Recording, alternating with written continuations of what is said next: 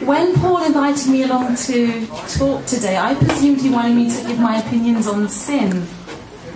Because he knows that I've been to this thing called Vipassana meditation, which was basically when I went away for 10 days in noble silence, where I meditated for 10 days. And it's a method of purifying your mind, of detoxing. And it's really hard and really, really fucking boring. Like, for the first day, I just panicked and spent the whole day thinking, what's going to happen to my Facebook account if I die?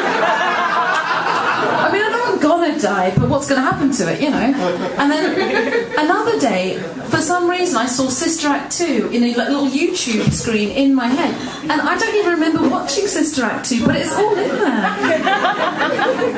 But I think I did. I think the Vipassana did work for me, because I think somewhere along the 6th day I started feeling much purer.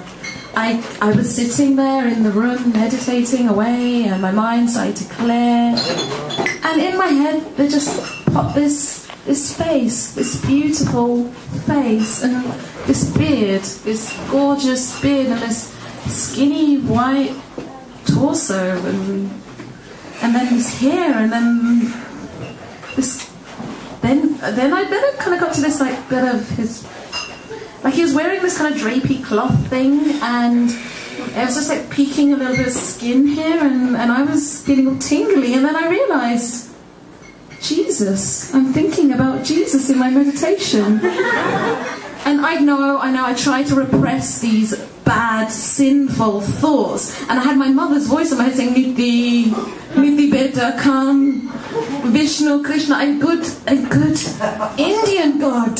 But Mom, like, I know Krishna's got that nice olive tan, and I know he's got all those hands, like he might, you know. And there is all that fierce accessories, but come on, Jesus is fit. So I spent a lot of time thinking about this during my meditation, and when I got out of meditation, I felt a little bit bad. I felt like maybe I was doing something not quite right. And this was worrying for me, because you don't want to walk around thinking you're being dirty, do you? No.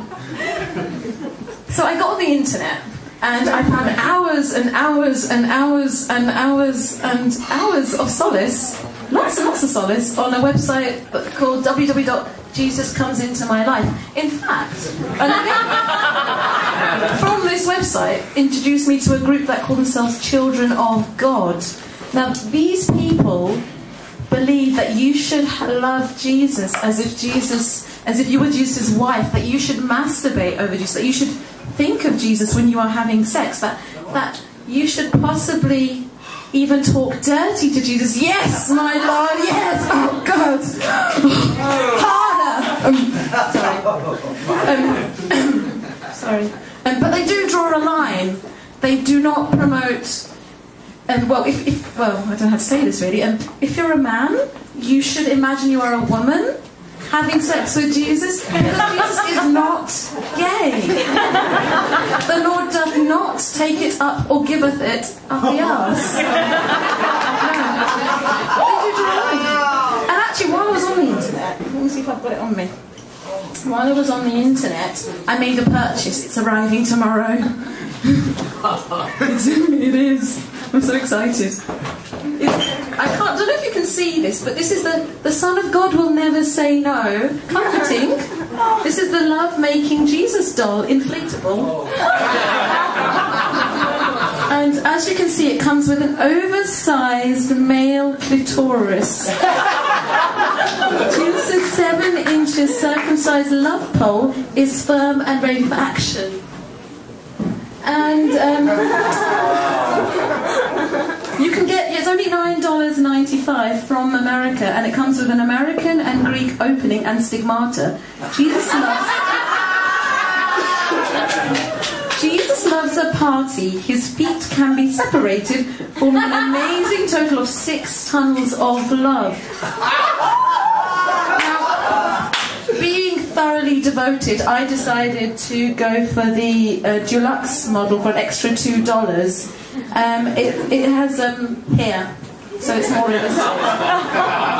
This is great. This is absolutely fantastic that I can stand here in front of you and talk about my love, my devotion, because believe it or not, before I started meditating, I was slightly suppressed, slightly prudish.